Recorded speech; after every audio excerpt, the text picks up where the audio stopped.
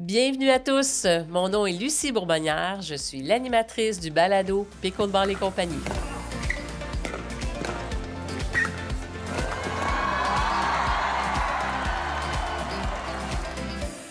Bonjour tout le monde, mon nom est Lucie Bourbonnière, je suis l'animatrice du balado Pickleball et compagnie. On parle du pickleball en français ici et aujourd'hui à l'épisode, nous allons parler des règlements 2024. Alors, pour ce faire, j'ai invité quelqu'un qui joue depuis plusieurs années, qui fait des cours d'arbitre. Elle est entraîneur aussi, joueuse de haut niveau. C'est quelqu'un qu'on a déjà eu à notre épisode. Elle nous a parlé de son parcours, puis c'est avec elle aujourd'hui que nous allons parler des règlements 2024. Alors, bonjour Sylvie Lachaine. Bonjour Lucie. Rebonjour. J'étais bien contente de te voir la dernière fois à l'épisode. Là, aujourd'hui, on va parler plus sérieux, hein? On va parler des règlements, ça fait sérieux, là. Il faut pas dire des niaiseries, là. Il y a des choses qui ont changé cette année, en 2024, des petites modifications. Ouais.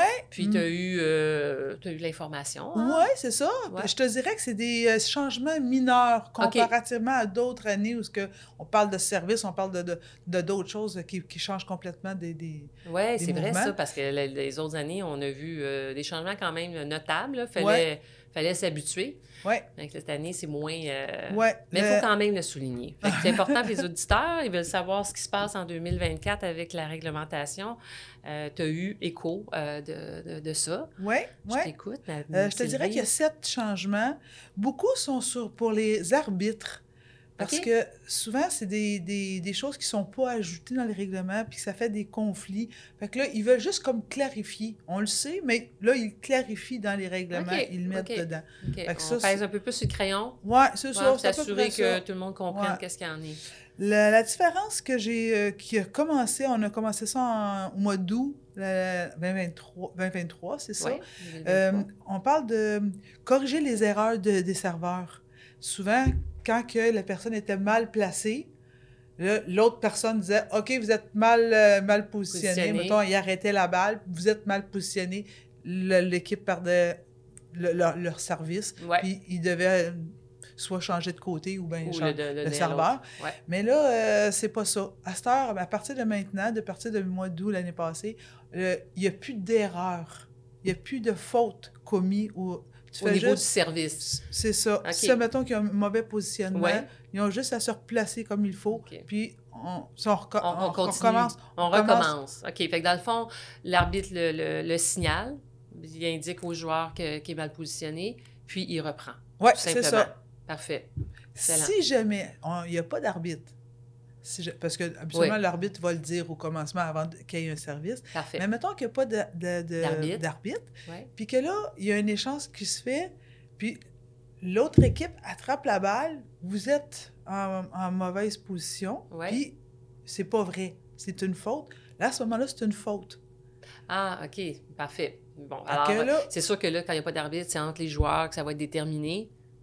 Si c'est une faute ou pas, d'ailleurs. C'est ça. Puis là, à ce moment-là, c'est différent. Oui, c'est ça. OK. Fait que le jeu s'arrête tout de suite sur le fait là, où est-ce qu'on a vu que ça s'est mal fait. Oui, parce qu'elle peut continuer. Tu sais, dans le fond, ça ne change rien. Elle peut continuer. Puis là, l'autre équipe, après l'échange, fait juste se repositionner comme il faut.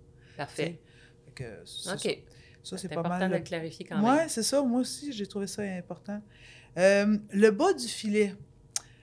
Ça, c'est une chose qu'ils ont clarifié au niveau des règlements.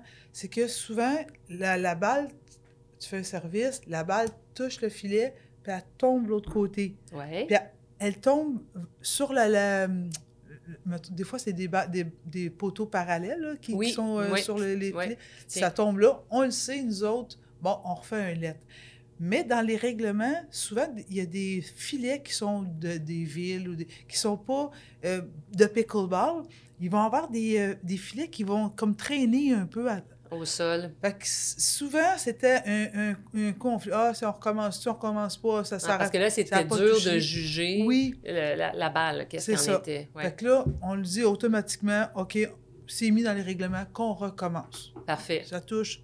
On recommence. C'est sûr que le service, ça touche le filet puis elle tombe de l'autre côté, c'est sûr qu'elle c'est une faute pour l'équipe qui vient de faire le service, parce que ça ne s'aurait pas rendu dans le... Non, c'est ça, c'est ça. C'est pas dans cette situation-là. C'est ça. OK. Fait que si dépendamment du filet, parce qu'effectivement, d'une place à l'autre, c'est pas les filets, des fois, ils touchent pas tout à fait au sol, d'autres, ils écrasent. Là, c'est plus dur de faire un jugement. C'est ça. Parfait. On commence. C'est ça. That's it. L'autre point, c'est un point qui est une clarification, encore une fois, mais il faut vraiment, parce que ça porte à confusion sur beaucoup de joueurs. Okay. C'est attraper ou transporter la balle avec la raquette. Ouais. Fait que là, on parle souvent de 2 bonds sur la raquette. Ouais. Puis là, ils disent, attraper ou transporter la balle avec la raquette, ça veut dire que là, parce que ça, c'était tes changements qui disent que c'est une faute d'attraper la balle. Nous autres, on a toujours dit, si c'est une double touche sur la raquette, à ce moment-là, c'est correct, on continue le jeu, on continue l'échange. Ouais. Mais qu'est-ce qu'on veut clarifier? Parce que c'est 2 règlements, le règlement 7.L, qui est de transporter, comme Isabelle Gaudier me faisait remarquer, que c'est comme un œuf. Quand on lance un œuf, puis que tu es capable de l'attraper, tu es capable de la soulever. Oui. Je me dis... Non, je trouvais que c'est une belle image. Ça, là, à ce moment-là... Puis là, tu parlais d'Isabelle Gauthier, qui se trouve être une arbitre. Oui, que de niveau 2. Parfait. C'est pour ceux qui ne connaissent pas exactement c'est qui. Parfait. Mais oui, c'est une belle image quand même. Fait que dans le fond, c'est juste comme si c'était une attrapée, là. Vraiment. Puis là, là. Sauf, puis qu'il y a une direction différente. OK. Fait que on l'attrape, puis on l'envoie différemment. Ça, à ce moment-là, ça, c'est une faute. Parfait. Mais si tu donnes d'un double touch, comme qu'on a fait, parce que ça, c'est dans le règlement 11.A, que lui, il dit que s'il y a 2 coups qui se font sur la raquette, à ce moment-là, dans un même mouvement, à ce moment-là, c'est bon. Ça, c'est acceptable. On continue avec ça. Ça, c'est correct. Ça n'a pas changé. Non, c'est ça. Fait qu'on voulait juste clarifier ce point-là. Excellent. L'autre, c'est concéder un échange. Concéder un échange. Quand on est en tournoi, puis ça ne touche pas beaucoup aussi au Québec, parce qu'on n'est pas rendu là du tout avec nos arbitres, on n'en a pas assez encore, c'est qu'on parle des juges de ligne. Ouais. Fait que les juges de ligne, s'il y en a un qui dit qu'il est out, puis que le joueur qui reçoit qui est sur le côté du out, de la réception. De la réception, puis lui, il dit qu'il est in, à ce moment-là, il y a une reprise de jeu. OK. Parce que là, il y a... Parce que là, on n'a pas... Tu dis par rapport à... Mettons qu'on compare avec l'extérieur, mettons aux États-Unis... Oui, parce que là, elle serait faute. Ils ont plus d'arbitres pour pouvoir justement tout vérifier, là. Oui, c'est ça. Dans cette optique-là, tu parles. Oui, il y a 4 arbitres de ligne, là, sur chaque côté, en arrière. Fait que... Là, si on le voit pas bien... Si l'arbitre... Parce que là, ça devient un désavantage pour l'équipe de dire qu'elle est in. Oui. En créant ce conflit-là, mais conflit à son désavantage, alors à ce moment-là, il y a une reprise qui se fait. OK, parfait. Et ça, c'est nouveau de cette année? C'est une clarification encore. Encore une fois. C'était déjà en place, probablement. Oui, mais c'est des non-dires. C'était comme... C'était pas clair à 100%, dans le sens que c'était pas toujours mis en application, probablement. Puis là, on veut vraiment mettre l'emphase, là. Fait que, puis effectivement, l'enjeu d'arbitre rentre en considération parce que comme on n'en a pas suffisamment, il faut s'ajuster. C'est correct, là. Fait que ça, c'est une réglementation canadienne. Oui. Parfait. Oui, complètement. Isabelle, elle me disait que tu peux le faire quand on est sans arbitre, là, on peut le faire vraiment entre nous autres, sauf qu'il faut que, quand il y a un changement, que la personne dise, écoute, je l'aurais pas eu pareil, fait que je te le donne, tu comprends-tu? Oui. Fait que c'est à ce titre-là. Là. Parfait. L'autre point, c'est le temps d'arrêt médical. À partir de cette année, 2024, on va pouvoir extensionner le temps d'arrêt. C'est un 15 minutes de temps médical qui est autorisé, qu'on va pouvoir, les joueurs, rajouter nos temps qu'on a de pause, des temps d'arrêt à nous autres, les ajouter à notre temps médical si on le désire. Ah, OK. Fait que ça veut dire que tu as un 15 minutes. Si tu n'as pas pris aucune pause durant la partie, tu as le droit à 2 minutes de plus, donc 2 temps d'arrêt de 1 minute. Parfait. Donc, tu aurais le droit à 17 minutes dans ton temps de médical total. OK, parfait. Total, ça veut dire que là, ça, c'est pour le match. Si tu as plusieurs tournois, c'est un tournoi où tu joues plusieurs fois.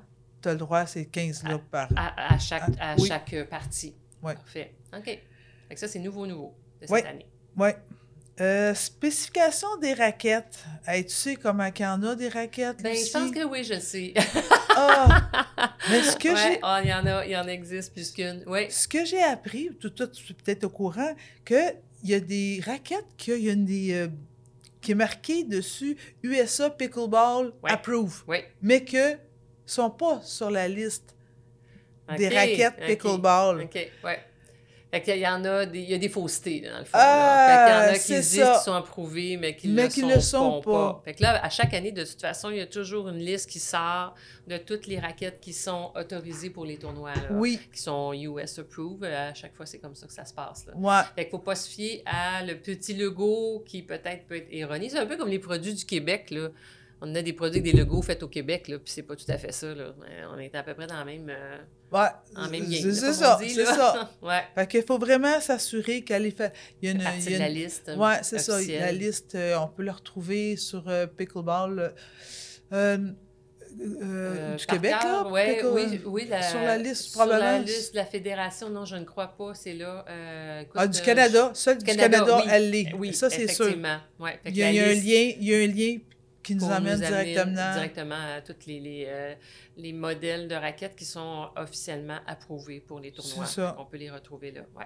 Là, c'est important, hein, parce qu'on peut avoir une mauvaise surprise. Hein, tu trouves, est-ce que c'est bien vérifié dans les tournois, dans les gros tournois? Nous autres, quand j'ai vérifié, je vérifie toujours la surface de la raquette pour savoir s'il y a eu une modification, s'il y a eu quelque chose qui a été rajouté, soit...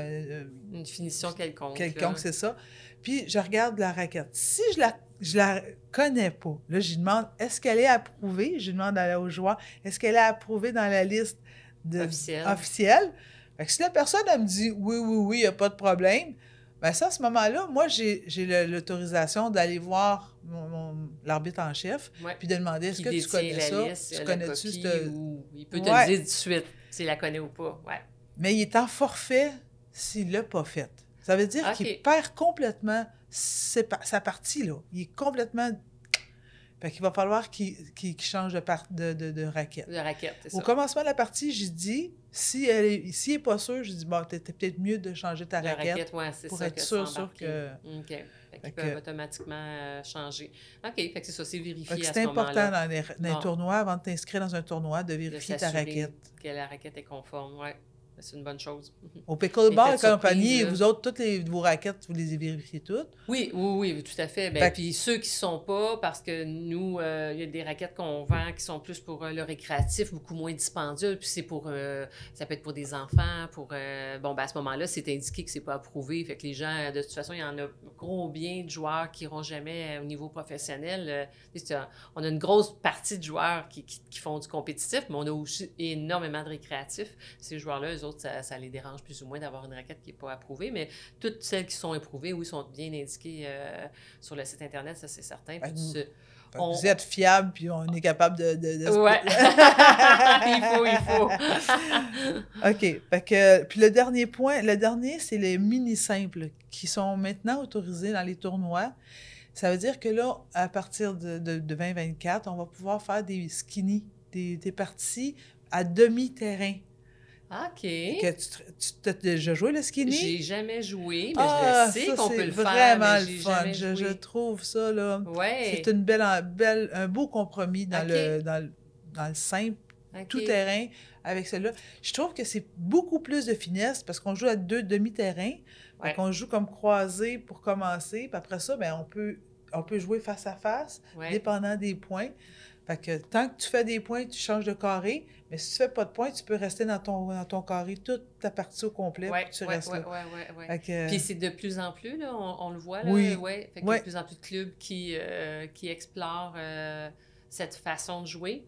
Présentement, à cause du manque d'espace, on peut pas se permettre de mettre des joueurs en simple. OK. Fait que ça, c'est ça qui est la tristesse de cette partie-là. Ouais. Dans les tournois, c'est la même chose, parce que si on accepte de faire des mini-simples, un peu comme des simples, là, Ouais. ça veut dire qu'il faut que tu rouvres une 3e journée habituellement pour Oui, parce pouvoir... que sinon, il n'y a pas suffisamment d'emplacement pour C'est ça. fait que pendant le tournoi. Fait que ça veut dire une 3e journée pour permettre à ces joueurs-là de pouvoir jouer de cette façon-là. C'est ça. C'est ça. OK, fait que là, cette année, ça va être officialisé dans le fond. Oui, c'est ça. Il va Ah. être accepté dans le tournoi. Wow! Ah ouais, il faut que je l'essaye. Manque de temps, fait trop de choses. Mais c'est sûr, je vais l'essayer. On ira ensemble. Certain. On l'essayera.